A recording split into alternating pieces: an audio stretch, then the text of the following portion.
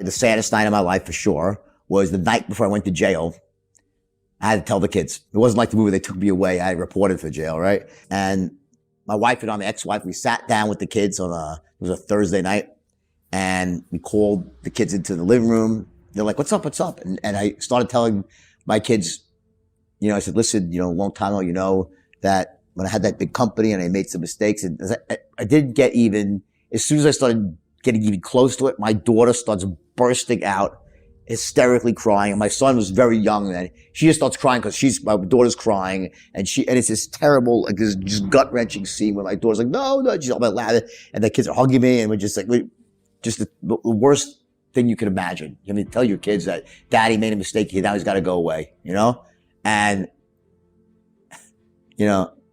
I was guilty. I couldn't say I was trapped with this. I did it. I made a mistake. I took some great skills that I made the mistakes, and I deserve to be there. So I had no one to blame but myself. I made the mistakes. And it's very difficult when you have to come to terms with that, right?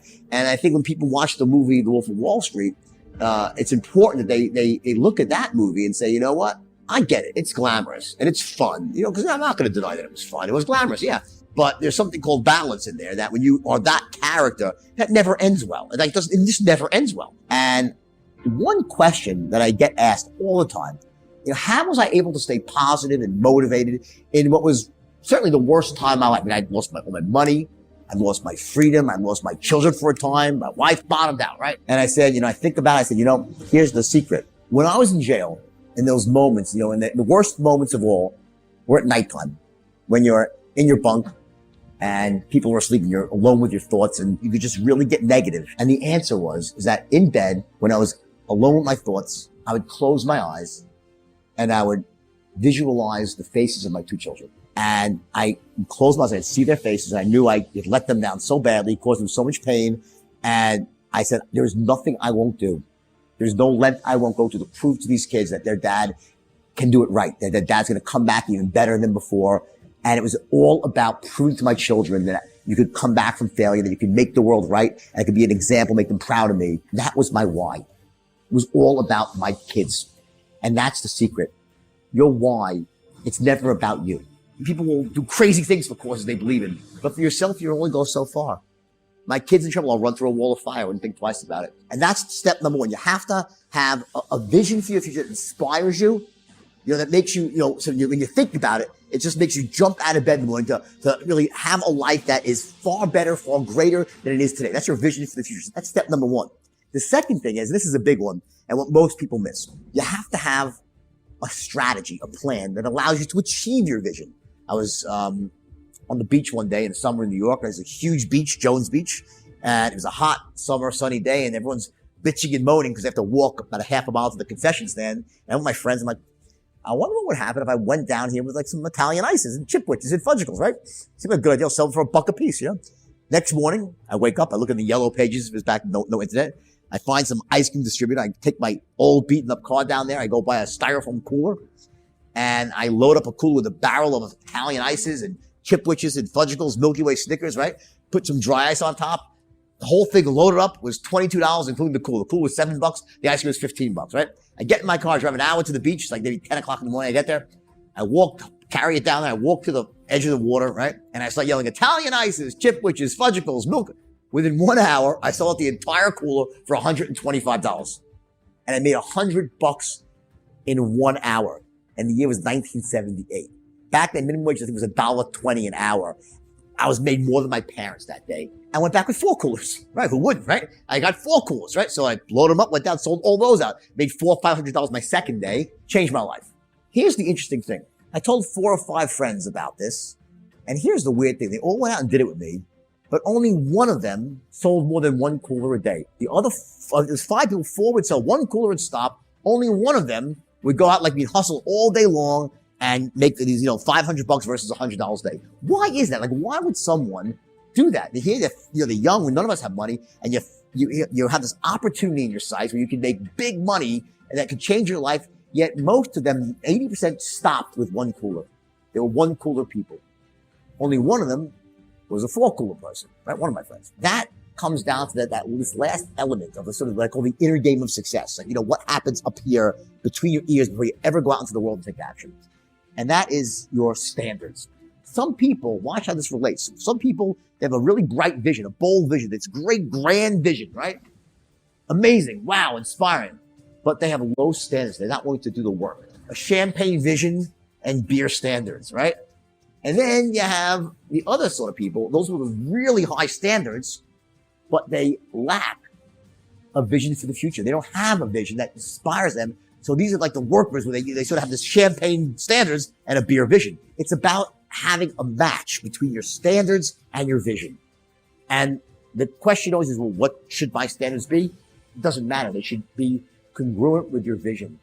There's no right or wrong answer. How much money? It doesn't matter. You have to have that vision for the future.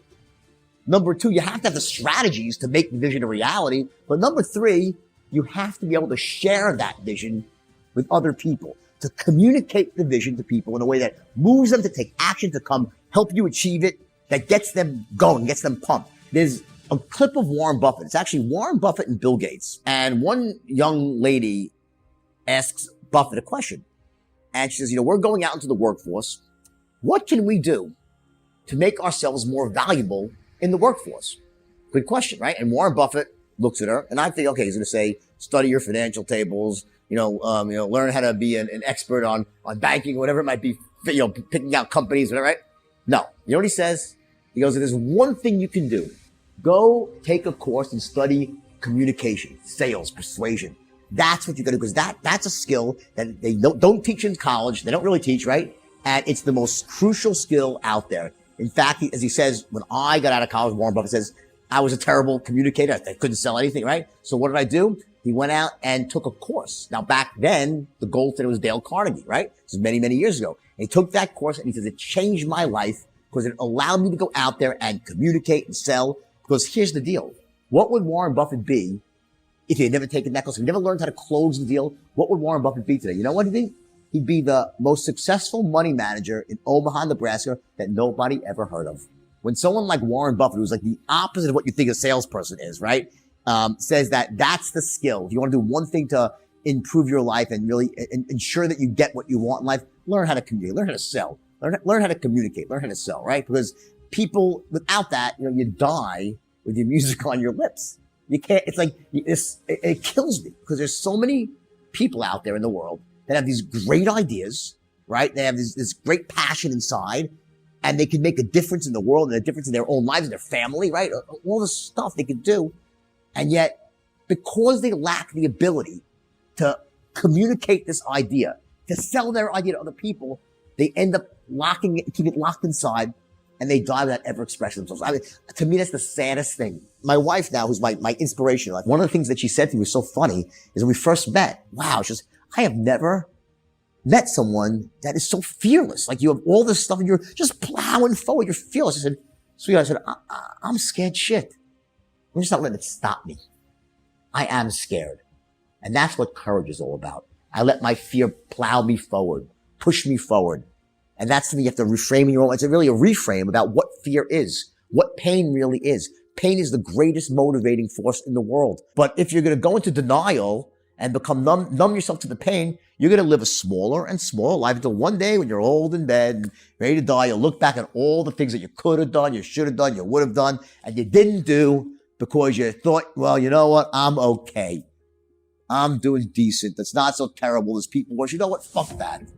Don't live that life. Don't be the person that looks back and has regret and didn't take action to get what they truly wanted in life. When you're not feeling massive pain, human beings tend to just sort of, well, I'll stay pat.